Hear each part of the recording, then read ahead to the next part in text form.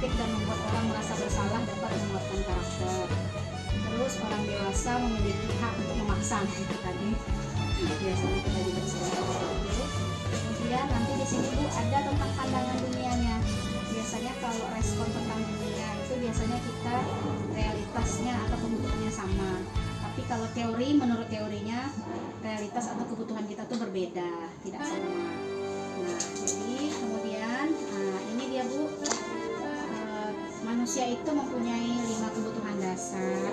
Biasanya yang pertama itu ada kesenangan, kemudian ada cinta dan kasih sayang, ada kebebasan, ada penguasaan, dan ada kebutuhan bertahan hidup. Ini biasanya anak-anak ini seperti ini. Kalau kebutuhan cinta dan kasih sayang biasanya anak-anak seperti ini dia ingin disukai atau diterima oleh temannya. Nah, terus kemudian lingkungannya. Jadi nanti biasanya dia di sekolah itu suka mencari perhatian sama teman-temannya. Misalnya ada temannya Doni ini suka mengambil makanan temannya, usil. Berarti dia kan ingin diperhatikan sama gurunya, seperti itu. Kalau yang penguasaan biasanya anak-anak ini dia ingin didengarkan dan mempunyai harga diri, ingin diakui. Nah, biasanya ada seperti itu. Terus kalau biasanya seperti ini, kalau dia melakukan hal baru, kalau kecewa dia marah melakukan kesalahan, seperti itu. Nah, kemudian ada lagi kebebasan. Nah, kebebasan ini biasanya anak-anak ini dia suka mencoba-coba. Jadi dia tidak ingin biasanya kalau di dalam kelas tidak mau diatur, dia ingin sesuai keinginan dia seperti apa. Biasanya seperti ini dia bosan, misalnya di rumah mamanya bawakan makanan itu aja, tapi ternyata lihat temannya ada makanan baru dia ingin mencoba, padahal sebenarnya temannya tidak mau. Kemudian kesenangan. Nah, kesenangan ini dia hanya ingin bermain dengan anak tersebut. Biasanya dia iseng aja, suka main, koleksi barang punya temannya. Nanti kalau suka diambil. Nah, terus jadi biasanya kita nanti sebagai guru ada itu dia 5 posisi kontrol. Nah, yang pertama 5 posisi kontrol tadi, yang pertama sebagai penghukum. Contohnya kalau penghukum nih, misalnya kalau anak terlambat bukan sesuatu yang agak sesuai dengan aturan, hukum. Iya, betul Bu. Bisa. Kamu lagi terlambat lagi, kamu lagi ya, biasanya seperti itu. Kemudian kalau pembuat orang merasa bersalah, biasanya ini gurunya agak kecewa sama muridnya. Jadi dia bilang misalnya, ibu sangat kecewa sekali dengan kamu, apa kamu tidak buat tugas, jadi anaknya merasa bersalah. Tipe yang ini yang ketiga adalah sebagai teman. Biasanya guru ini dia menganggap teman berarti sama seusia dia, biasanya begitu. Tapi kalau seperti ini biasanya mereka akan dekat murid tadi sama guru. Guru harus bisa menempatkan diri sesuai dengan posisi anak. Itu yang kita harapkan. Supaya anak lancar menceritakan apapun yang mereka rasakan. Kita merasa jangan guru sekali begini. Itu yang kita bisa menempatkan diri sesuai dengan keadaan mereka. Kita lancar menceritakan dengan apapun permasalahan kita.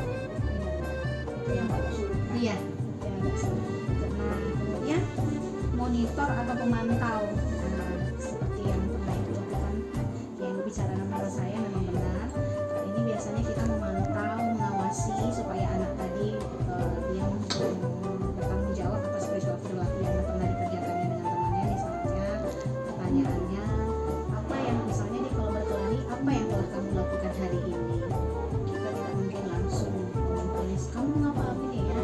Jadi kita bantu dia bertanya. Terus nanti kalau misalnya dia berkelahi, kita tanya biasanya apa yang terjadi kalau kamu berkelahi.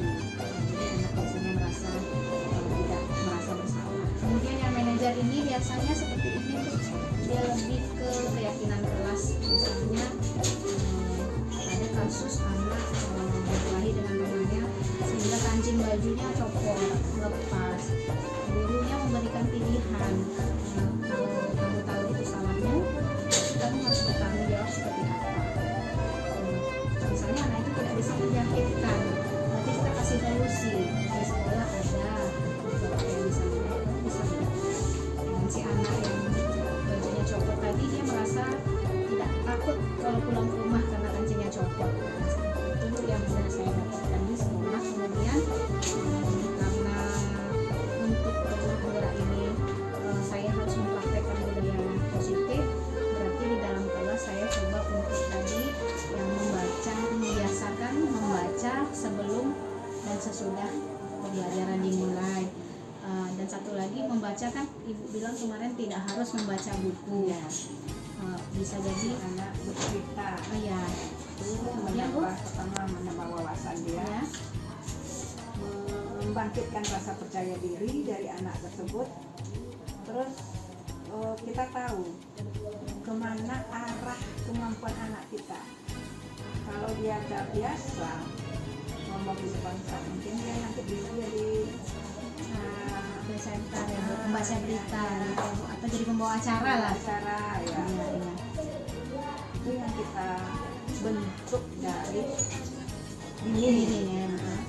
Kalau anak udah percaya diri, dia yakin dengan kemampuan yang ada di diri kita. Kita suruh apapun, berpidato kah, baca doa kah, atau apapun, pasti dia mau. Berarti bercerita Bu, berarti kalau bercerita tidak mungkin maksudnya yang dia baca pada saat itu saja kan Bu? Enggak, Tidak maksudnya tidak mungkin satu buku itu harus diceritakan. kan kita merintas Iya. apa yang bisa mereka ceritakan dengan bahasa mereka sendiri, bukan bahasa buku yang Oh, mereka iya. baca. Itulah wujud dari literasi itu kan. Iya, iya. Berarti sesuai dengan nalar mereka lah ya Bu ya. Hmm. Berarti kita tidak boleh menyalahkan misalnya kalau tidak sesuai dengan buku bahasanya. Itu nanti jatuhkan anak textbook. Oh iya iya iya. Kita kan menghilangkan itu karena tidak boleh textbook. Karena kita beri kebebasan untuk mencurahkan, untuk menyampaikan pemikiran mereka baik secara lisan maupun tulisan. Berarti Bu, kalau misalnya seperti di jalan kita nanti kita kasih tugas besok pas pembelajaran berikutnya coba dicari tulisan-tulisan yang ada di jalan. Anak-anak ibu bisa bercerita.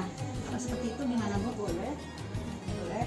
Nanti kan umpamanya ada slogan atau pamflet apapun lah di jalan mereka temukan si A umpamanya dari rumah ke sekolah ada 5 yang mereka apakah spanduk atau apa. Mereka bisa menyampaikan tadi saya di jalan Bu, di jalan Raja Wali ada itu Bu spanduk tentang vaksin umpamanya. Kita wajib vaksin anak sekolah usia sekian. Terus yang anak yang lain ada lagi menemukan umpamanya apa gitu.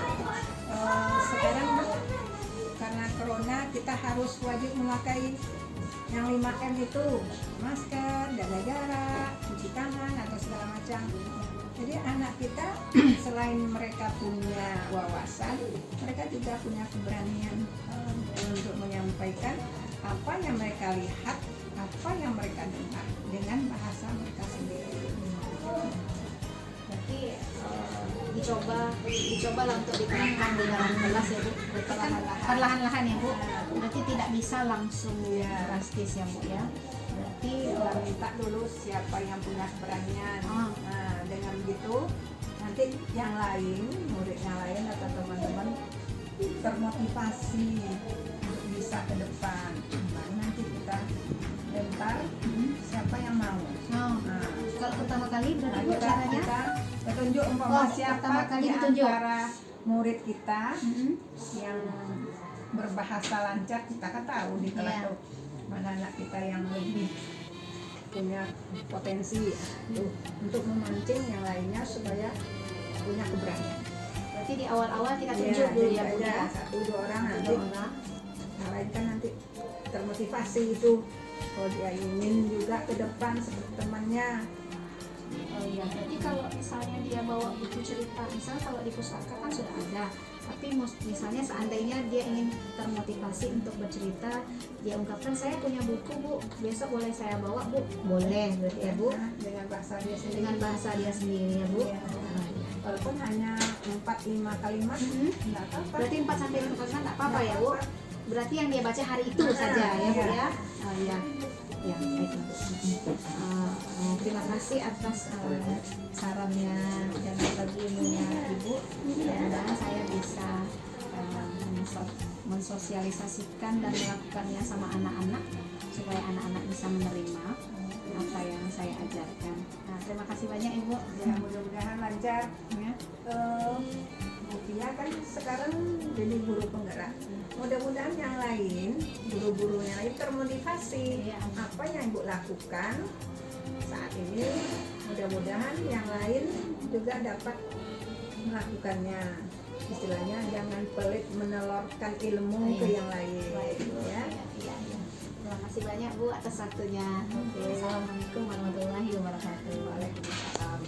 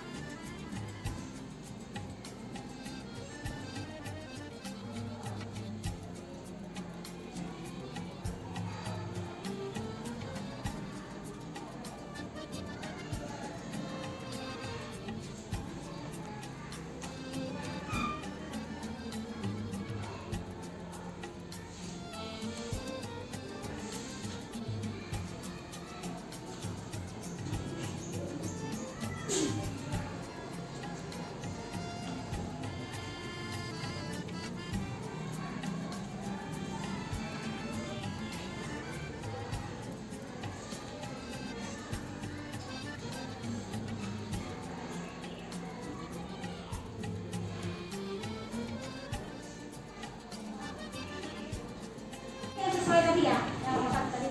Baik, tadi siapa tadi? Nomor 2. Oke. Itu kan dua. Ya, apa? Nah, baik, tadi siapa yang mau maju tadi? Ya, silakan Bayu. Ya. Bayu dia akan menceritakan hasil dari yang dia baca tadi. Silakan Bayu. Nah, ya. Bayu tadi baca buku apa? Prasangka terhadap tetangga. Ya, silakan Bayu yang sudah Bayu baca tadi saja diceritakan.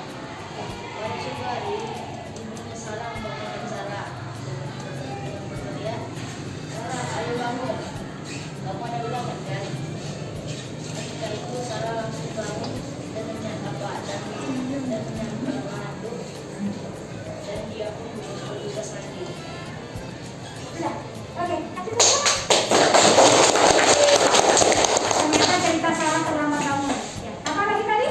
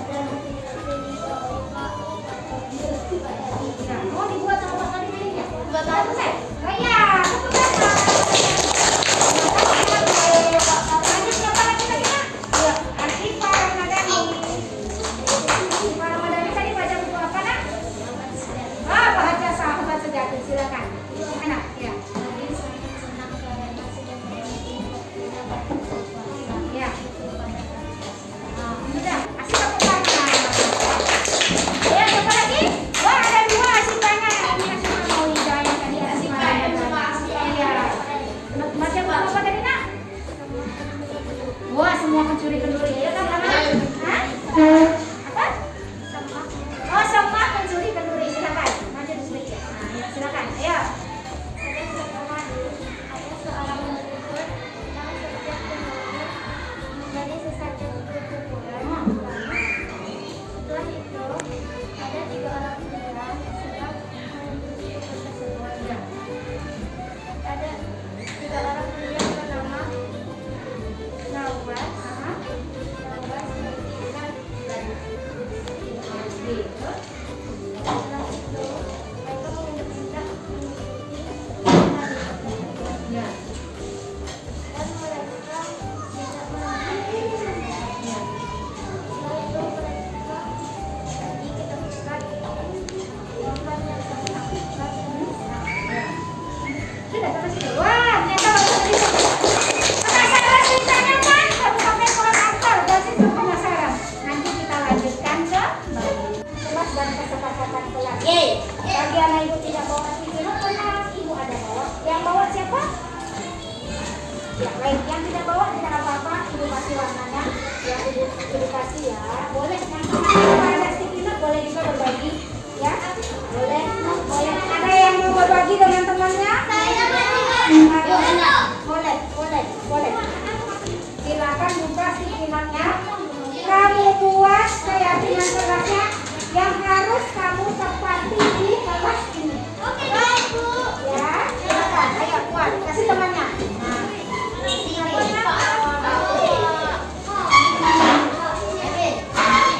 ayo. Ada yang mau berbagi lagi? Bagi dap. Nah, masih banyak itu boleh, boleh. Ada? Nah, boleh. Kalau tidak, ibu juga boleh. Bro. Aja kasih ya, nak.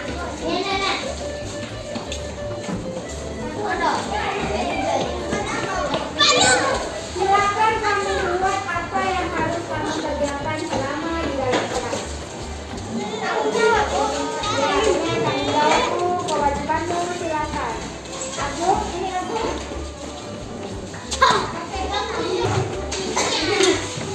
Pokoknya kamu tulis supaya kamu bisa nyaman belajar.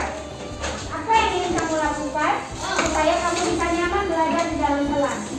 Oh, banyak buku. Boleh, silakan ditulis. Iya, silakan ditulis misalnya saling menghargai teman di dalam kelas. Boleh.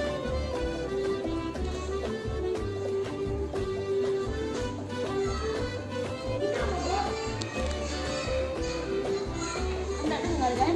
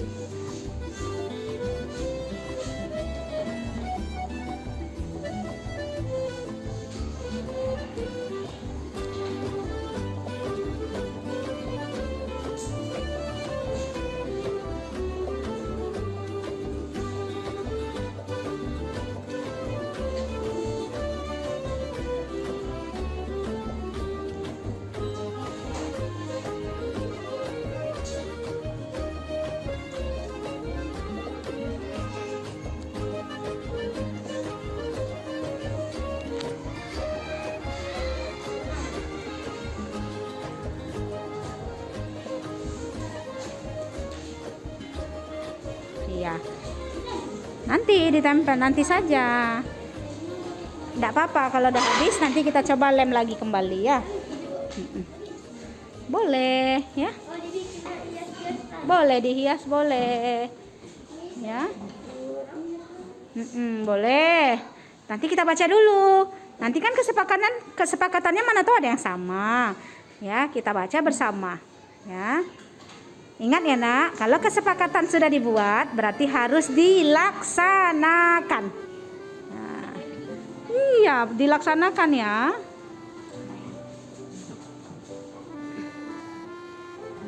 Sudah?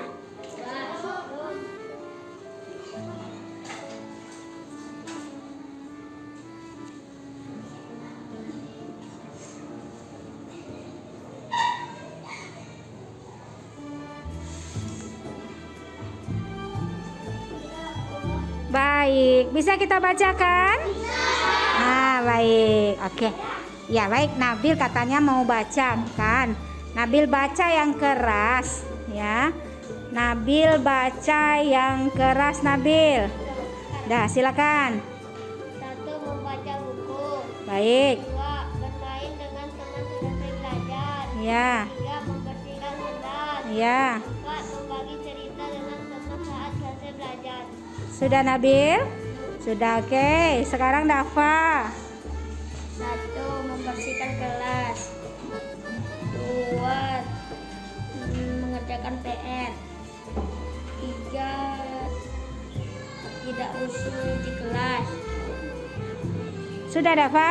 Oke, sudah, Dafa. Siapa lagi? Ya, baik. Wenda katanya. Ya, sabar. Coba Wenda, bacakan Wenda. 1.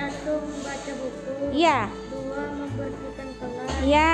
3. Menulis. Iya. 4. Patuh kepada guru. Iya, baik. Terima kasih. Ayo, Alifa. Ya, sebentar ya, Nak. Alifa. 1. Tidak boleh bicara saat belajar. Ya. 2. Tidak mengganggu teman. 3. Tidak boleh melindungi teman. 4. Belajar dengan giat. Iya, 4 belajar dengan giat. Baik, sebentar ya, Nak. Ayo, Aira.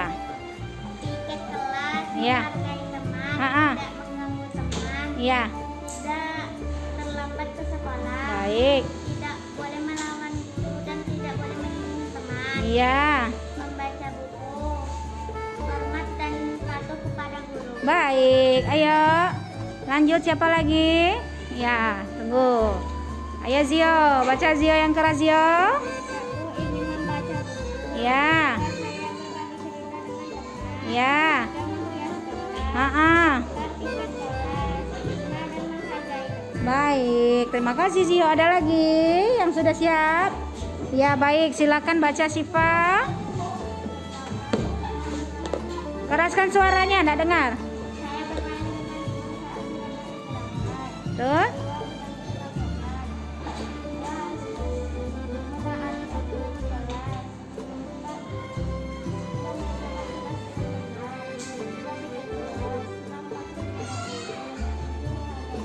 Oke, baik. Ada lagi? Oh iya.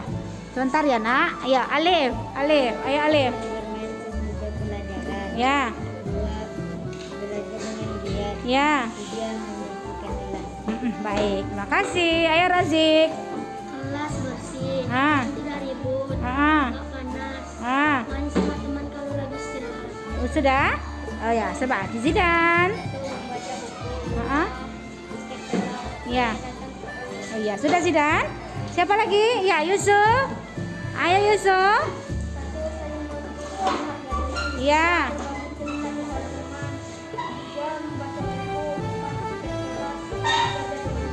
Oke, baik. Sekarang Putri. Ya, sebentar. Ayo Putri. Bertoleransi. 2. Ha-ha. Melaksanakan tiket kelas. 3. Memahami tugas yang diberikan guru. Ya. 4. Mendengarkan dan mengerti yang setiap guru jelaskan. Ya. Berbagi cerita dengan teman. Baik, suaranya jelas sekali. Ayo Bayu, yang keras suaranya. Tidak berisik dan teriak. Iya, sudah satu aja. Oke, Bayu cuma satu aja. Ada lagi? Ada lagi yang belum membacakan? Agung kenapa nggak mau bacanya Agung? Harus percaya diri kita. Ada lagi? Ya baik. Baik, suruh ya Siva dulu ya Nak. Ayo Siva R. 1. Tiket kelas. Ya. 2. Belajar. Ha-ha. 3. Mendengarkan guru saat menerangkan. Ha-ha. 4. Tidak boleh kelahi. Ya. 5. Menjaga kebersihan. Ha-ha. 6. Menghormati guru. Ha. 7. Saling berbagi. 8. Berbagi cerita dengan teman. Baik, coba Alia. 1. Membersihkan kelas dan tidak ada sampah tersisa di kelas. Ah, Tidak boleh mengganggu teman jika membaca buku. ya. 4. Menghias kelas. Nah, Nabil, itu terdengar loh di sini, Nak. Ya, ada lagi? Jadi ini terpaksa ibu cut lagi nanti nih. Nah, ya, coba Nada. 1. Membagi cerita lucu sama teman. Ah. 2. Tiket kelas bersama teman. 3. Membuat PR. 4. Membaca buku. 5. Tidak boleh mengganggu teman. 6. Menghargai teman. 7. Menghargai guru. 8. Harus bertoleransi sama teman. 9. Bekerja kelompok. Sudah? Ada lagi yang lain? Baik, ada lagi? Iya, Agung, coba bacakan, Gung. Tidak mengganggu? Iya, yang keras, yang keras. Belajar kelompok. Tidak mengganggu teman belajar kelompok. A'udzubillahi minasyaitonirrajim. Bismillahirrahmanirrahim. Wadduha wallaili idza saja. Ma wadda'aka rabbuka wa ma qala. Walal akhiratu khairul laka minal ula. Wala sawfa yu'tika rabbuka fatardo. Alam yajidika yatiman fa'awa. Wawajadaka dolam fahada. Wawajadaka ailan fa'agna. Fa'amal yatima fala taqhar. Wa amma sa'ila fala tanhar. Wa amma bini'mati rabbika fahaddis. Shadaqallahul azim. A'udzubillahi minasyaitonir rajim. Bismillahirrahmanirrahim. Alif lam mim. Zalikal kitabu la raiba fihi hudal lil muttaqin. Allazina yu'minuna bil ghaibi wa yuqimunas sholata wa mimma razaqnahum yunfikun. Wallazina yu'minuna bima unzila ilaika wa ma unzila min qablika wa bil akhirati hum yuqinun. Ulaika ala hudam mir rabbihim wa ulaika humul muflihun. Sadaqallahul azim. A'udzu billahi minasyaitonir rajim. Bismillahirrahmanirrahim. Ulaika ala hudam mir rabbihim wa ulaika humul muflihun. Innal ladzina kafaru sawa'un 'alaihim a anzartahum am lam tunzirhum la yu'minun. Khatamallahu 'ala qulubihim wa 'ala sam'ihim wa 'ala absarihim gisyaw wa lahum azabun azim. Wa minan nasi man yaqulu amanna billahi wa bil yaumil akhiri wa ma hum bimu'minin. Yukhadi'una Allah wallazina amanu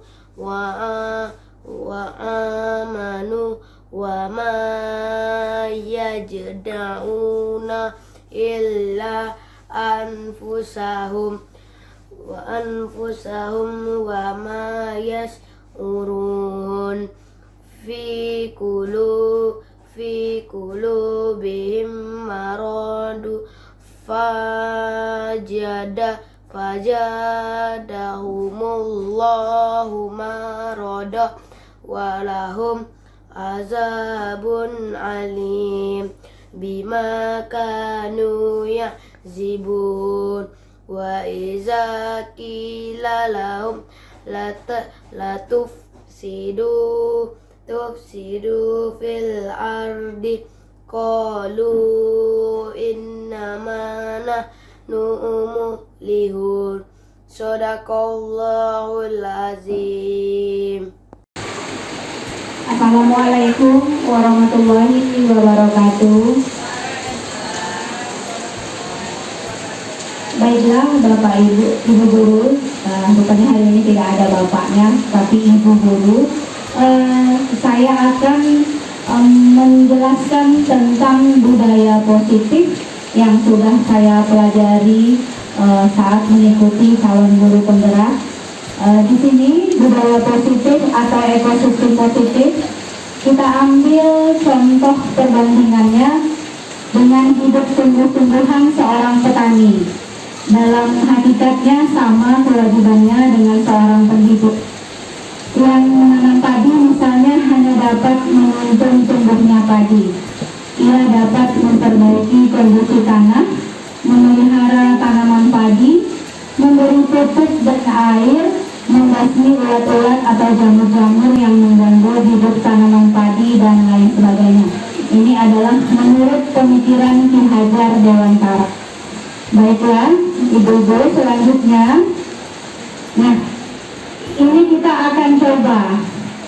Kira-kira perubahan paradigma ini maksudnya adalah perubahan tentang pemikiran kita, bagaimana menciptakan budaya positif di sekolah supaya meningkatkan anak-anak itu belajar di sekolah merasa tidak terpaksa, yang sesuai dengan Menteri kita Nadiem Makarim, yaitu Merdeka Belajar. Nah, ini kita coba kertas itu kita sobek, kemudian kamu tulis, Bapak Ibu tulis sesuatu yang sangat berharga, kemudian letakkan di salah satu tangan dan genggam benda tersebut. Nah, kemudian buatlah kepalan. Nah, coba tangan Anda yang B akan mencoba dengan sekuat tenaga dengan berbagai untuk meminta Anda memberikan benda tersebut. Misalnya Bapak Ibu tulis di kertas, lalu Ibu genggam di tangan. Kemudian ada yang meminta kertas tersebut di genggaman tersebut, di tangan Ibu tersebut. Apa yang Ibu lakukan? Mempertahankannya. Ya, kita akan mempertahankannya. Seperti itu juga budaya positif di sekolah. Nah, ini dia. Perubahan paradigma teori kontrol itu yang pertama adalah ilusi guru mengontrol murid. Jadi kita bisa mengontrol murid. Yang kedua, ilusi bahwa kritik dan membuat orang merasa bersalah dapat menguatkan karakter. Yang ketiga, ilusi bahwa semua penguatan positif efektif dan bermanfaat. Yang keempat, ilusi bahwa orang dewasa memiliki hak untuk memaksa. Nah, biasanya kita di dalam kelas, kita itu adalah sebagai orang yang pemberi bersalah. Misalnya, anak murid kita terlambat datang ke sekolah, kita langsung marahi, sehingga anak kita takut. Nah, sebenarnya yang itu yang harus kita hilangkan. Peran kita bukan sebagai pemberi orang bersalah, tetapi kita adalah sebagai manajer. Sebagai manajer itu adalah dia bisa mengakui kesalahannya tanpa terpaksa. Nah,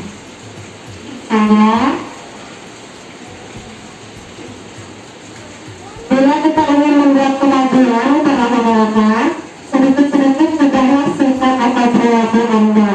Namun bila kita ingin memperbaiki cara-cara utama kita, maka kita perlu mengubah kerangka acuan kita. Nah, seperti apa yang akan kita ubah? Nah, ini dia. Stimulus responnya seperti ini. Kita mencoba mengajak orang agar berpandangan sama dengan kita. Tapi kalau teori kontrolnya, kita harus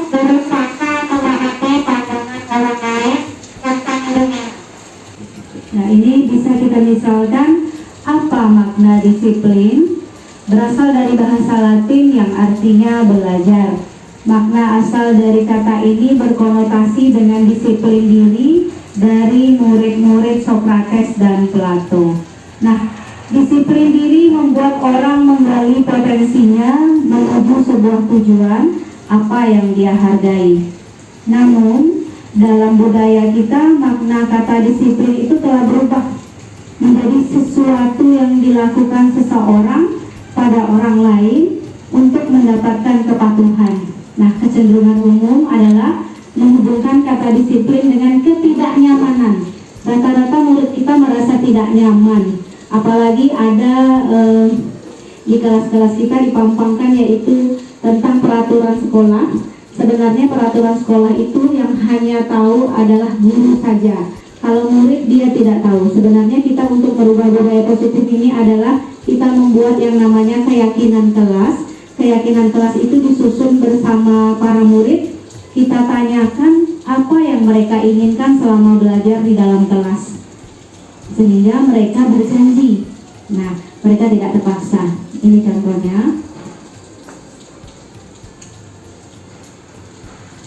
Nah, merdeka menurut Ki Hajar Dewantara itu artinya tidak hanya terlepas dari perintah, akan tetapi juga catat membuat memerintah diri sendiri.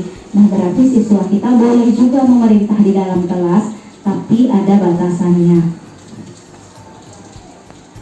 Nah, ini dia budaya positif tadi. Awalnya kita mulai dari lingkungan yang positif, berarti lingkungan yang positif, lingkungan sekolah kita.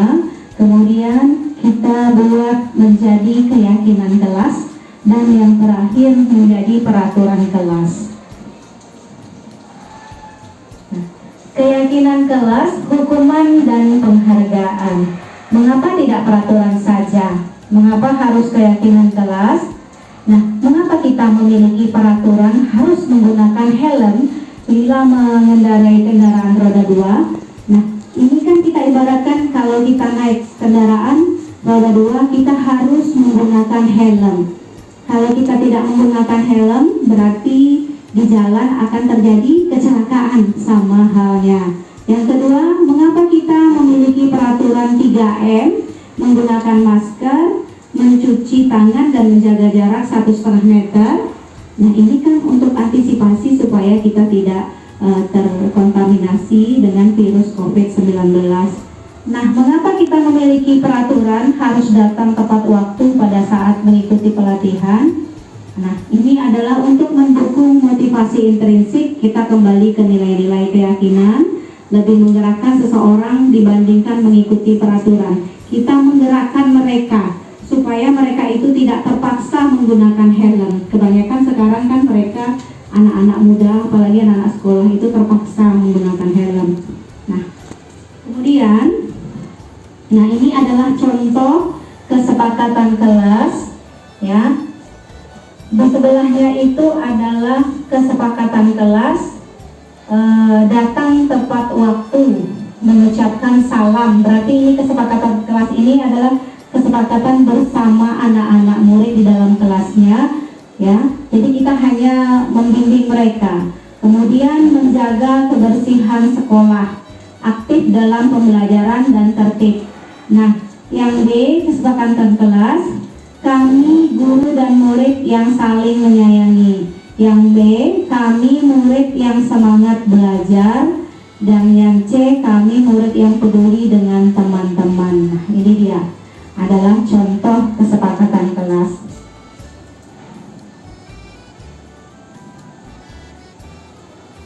Nah, ini kegiatan pengalaman keyakinan kelas ini. Ada yang bisa hormat. Kalau hormat itu bisa kita mendengarnya anak-anak hormat ibu? Tidak bisa. Hormat itu bisa terlihat dari mana? Dari perilakunya.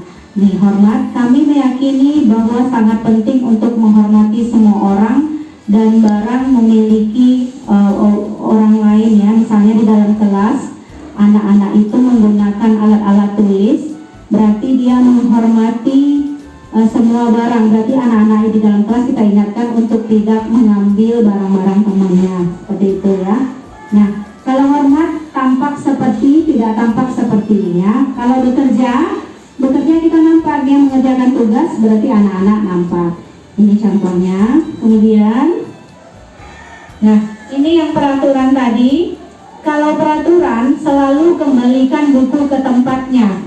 Tapi kalau keyakinan kelas itu adalah tanggung jawab. Kalau peraturan kan kita suruh kumpulkan bukunya nak. Nah, itu merasa terpaksa mereka. Tapi kalau keyakinan kelas, dia harus bertanggung jawab mengumpulkan bukunya. Yang kedua, dilarang mengganggu orang lain. Itu peraturan. Kalau keyakinan kelas kita buat menghormati orang lain dan diri sendiri. Jadi dia tidak merasa terpaksa. Kalau dengan menggunakan dilarang, maka akan dikerjakannya kembali. Kemudian hadir di sekolah 15 menit sebelum pembelajaran dimulai. Nah, keyakinan kelasnya menghormati orang lain dengan berkomitmen pada tujuan. Itu dia contohnya. Nah, yang ini bisa juga kita lihat dilarang menggunakan narkoba. Kalau kita bilang dilarang menggunakan narkoba, pasti dia akan menggunakan. Berarti keyakinan kelasnya untuk kesehatan. Itu adalah salah satu contoh keyakinan kelas. Nah, ini adalah dihukum oleh penghargaan. Jadi macam-macam dihukum oleh penghargaan ini, ada pengaruh jangka pendek dan jangka panjang. Ada penghargaan menghukum, ada penghargaan mengurangi ketepatan, ada penghargaan tidak efektif, dan ada penghargaan merusak hubungan. Ini misalnya kita di dalam kelas, ada anak misalnya yang selesai menyelesaikan tugas, kita beri penghargaan. Nah, ini contohnya ya Ibu, tindakannya. Mencatat 100 kali di dalam buku kalimat, saya tidak akan terlambat lagi karena terlambat ke sekolah. Ini adalah namanya hukuman. Ya, ini sebenarnya kita menghukum anak. Jadi anak merasa bersalah. Sebenarnya kita tidak boleh seperti itu. Nah, kalau yang membersihkan tumpahan air di meja tulis karena tersenggol pada saat belajar, itu namanya konsekuensi. Kenapa konsekuensi?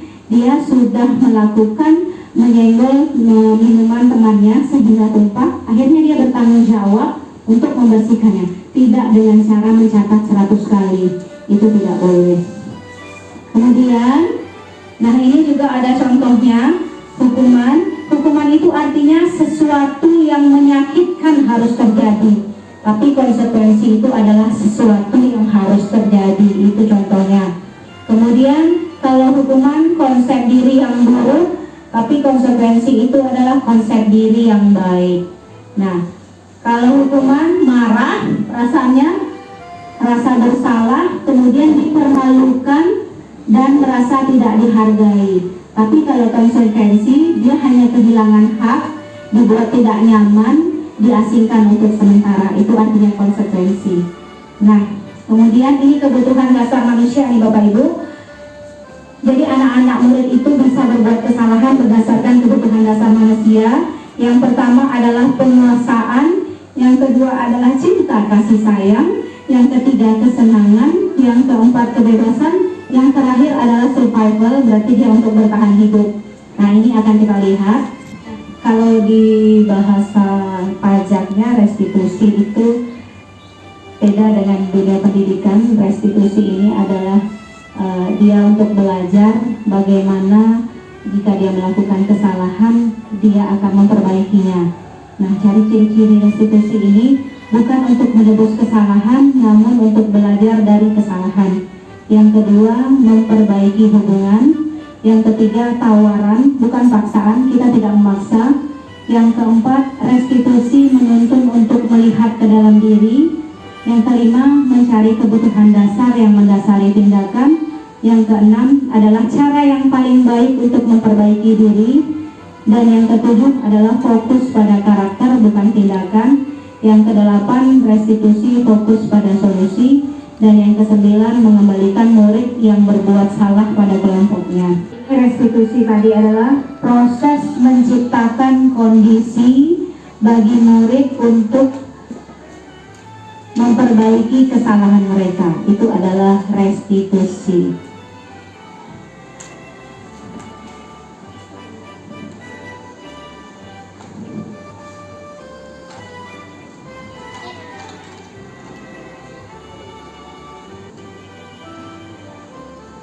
Nah, ini yang saya sebutkan tadi adalah posisi kontrol. Nah, ini dia.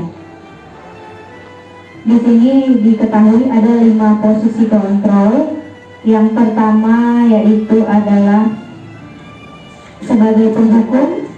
Biasanya sebagai penghukum itu adalah orang-orang yang menjalani posisi penghukum itu biasanya berkata seperti ini: patuhi aturan saya, atau awas jika kamu ulangan tidak mendapatkan nilai yang tinggi, atau jika kamu tidak mendapatkan tugas, jika kamu tidak mengerjakan tugas, maka nilai rapormu tidak diisi. Itu adalah kita sebagai penghukum. Terus biasanya ini hanya ada satu cara untuk pembelajarannya, yaitu cara dia. Berarti murid harus mengikuti apa yang diinginkan oleh guru tadi. Nah, yang ini yang saya bilang tadi adalah membuat orang merasa bersalah. Nah, membuat orang merasa bersalah ini biasanya kata-kata yang keluar itu lembut seperti ini: ibu akan sangat kecewa sekali dengan kamu. Berapa kali bapak harus memberitahu kamu ya? Gimana coba kalau orang tua kamu tahu kamu berbuat begini? Ini biasanya adalah pembuat bersalah, membuat orang merasa bersalah. Nah, di sini mungkin kadang ibu-ibu juga bisa menjadi teman bagi murid-muridnya nih seperti ini. Ayo bantulah demi bapak ya. Ayo ingat tidak bantuan bapak selama ini. Ya sudah, kali ini tidak apa-apa. Nanti ibu bantu bereskan. Misalnya ada anak yang terlambat datang, kita ucapkan begini: ya sudah, anak ibu masuk dulu. Nanti kita akan selesaikan. Ibu akan bertanya mengapa kamu datang terlambat. Seperti itu. Kita tidak boleh langsung, mengapa kamu datang terlambat? Bangun jam berapa kamu tadi? Itu adalah membuat orang bersalah. Nah, harusnya kita menjadi yang ini nih, monitor atau pemantau. Nah, caranya kita tanyakan, peraturannya apa? Apa yang telah kamu lakukan? Sanksi atau konsekuensinya apa? Misalnya dia ada seorang anak, nanti ada kasusnya, saya kasih tahu. Nah, posisi yang terakhir adalah manajer. Manajer ini biasanya yang paling penting, yaitu guru bersama murid akan mempersilahkan muridnya mempertanggungjawabkan perilakunya. Seperti ini biasanya kata-katanya. Apa yang kita yakini? Maksudnya apa yang kita yakini? Dia sudah membuat keyakinan kelas bersama. Terus apakah kamu meyakininya? Jika kamu meyakininya, apakah kamu bersedia memperbaikinya? Apakah rencana kamu untuk memperbaiki hal ini? Ini adalah manajer. Kita diharuskan sebagai manajer. Nah, ini ada contohnya. Adi yang terlambat hadir di sekolah sebagai penghukum seperti ini. Nada suara tinggi, bahasa tubuh matanya melotot dan menunjuk-nunjuk. Terlambat lagi, pasti terlambat lagi, selalu datang terlambat. Kapan bisa datang tepat waktu? Nah, itu Anda sudah takut, pasti sebagai penghukum. Atau tidak buat PR lagi, jam berapa tidur semalam? Kenapa tidak buat PR? Itu adalah sebagai penghukum. Nah, sebenarnya kita tanyakan pada diri kita, bagaimana perasaan murid kalau guru berbicara seperti itu? Nah, itu adalah penghukum. Akibatnya kemungkinan murid marah dan dia mendendam atau bersifat agresif. Bisa jadi sudah kembali duduk, tapi dia mencoret-coret bukunya, ya, karena dia kesal. Terus nanti pulang sekolah mungkin melihat motor bapak ibu guru, dia kesal, mungkin bisa dikempeskannya pakai paku. Nah, itu dia. Nah, kalau pembuat orang merasa bersalah, ini contohnya masih, tapi ini nada suaranya memelas, sedih, seperti ini. Adi, kamu ini bagaimana ya? Kamu sudah berjanji dengan ibu tidak akan terlambat lagi. Kamu kenapa ya senang sekali mengecewakan ibu? Ibu benar-benar kecewa. Bagaimana perasaan murid bila ditegur seperti ini? Murid akan merasa bersalah. Dia akan merasa bersalah karena telah mengecewakan gurunya. Nah, ini dia, sama seperti ini. Adi, nilai ulanganmu sangat rendah sekali. Ibu sudah mengajarkanmu, sudah ibu kasih tugas. Nah, itu anaknya merasa bersalah ya. Ini adalah membuat orang merasa bersalah. Nah, kalau teman seperti ini, nah, nada suaranya ramah, akrab, dan bercanda. Adi, ayolah, bagaimana sih kamu? Kemarin kamu sudah janji ke bapak bukan? Kenapa terlambat lagi? Nah, seperti seperti itu kan anak-anak biasanya senang tuh sambil tertawa dengan yang sudah tidak apa-apa. Duduk dulu sana, nanti Pak Guru bantu sambil senyum-senyum. Bagaimana perasaan murid? Kita lihat kalau seperti ini. Nanti coba saja Ibu praktekkan di kelas. Ibu coba sebagai pembuat orang bersalah dan teman. Ibu akan tahu bagaimana bedanya. Nah, murid akan merasa senang dan akrab dengan guru. Nah, karena ternyata ibu gurunya tidak marah. Nah, kemudian adalah pemantau. Ini nada suaranya datar, tidak ada suara. Adi, tahukah kamu jam berapa kita mulai? Tahu Pak, kata Adi. Kamu terlambat 15 menit. Apakah kamu sudah mengerti apa yang harus dilakukan bila terlambat? Paham Pak, dia tahu, karena dia sudah tahu kesalahannya. Saya harus tinggal kelas pada jam istirahat dan mengerjakan tugas ketinggalan saya. Ya benar, nanti pada saat jam istirahat, kamu harus sudah di kelas untuk menyelesaikan tugas yang tertinggal tadi. Nah murid, akibatnya murid dia tahu sanksinya, karena dia sudah buat keyakinan kelas bersama. Nah ini yang terakhir adalah manajer. Nah ini manajer. Ya, kalau sebagai manajer ini bernada suaranya tulus, bahasanya tidak kaku dan dia mendekati murid. Adi, apakah kamu mengetahui jam berapa sekolah dimulai? Tahu Pak, jam 7. Ya, jadi kamu terlambat. Kira-kira bagaimana kamu akan memperbaiki masalah ini? Saya bisa menanyakan teman saya Pak untuk mengejar tugas yang tertinggal. Baik, itu bisa dilakukan. Apakah besok akan ada masalah untuk kamu agar bisa hadir tepat waktu ke sekolah? Tidak Pak, saya bisa hadir tepat waktu. Baik, saya hargai usahamu untuk memperbaiki diri. Nah, kalau seperti itu biasanya mulai bagaimana Pak? Ibu senang ya. Nah, itu kita yang diharapkan di sekolah. Nah, tapi harusnya suaranya tulus, guru tidak terpaksa. Nah, itu dia. Ini adalah 5 posisi kontrol tadi. Nih ya. Kalau penghukum biasanya dia menghardik, menunjuk-nunjuk. Nah, seperti itu. Jadi kita mulai sekarang kita harus merubahnya. Tidak boleh seperti itu supaya anak merasa nyaman belajar di sekolah. Nah, kira-kira seperti itulah penyampaian saya. Terima kasih Bapak Ibu. Assalamualaikum warahmatullahi wabarakatuh. Assalamualaikum warahmatullahi wabarakatuh. Saya adalah salah satu guru di SD Negeri 89 Pekanbaru. Saya adalah rekan kerja Ibu Novia. Beliau adalah seorang guru muda yang penuh semangat dalam mengajarkan siswanya. Beliau juga merupakan salah seorang guru yang selalu berbagi ilmu yang ia dapat dengan rekan kerja. Semoga Ibu Novia selalu sukses dalam mengikuti pendidikan guru penggerak dan dapat mengaplikasikannya di sekolah.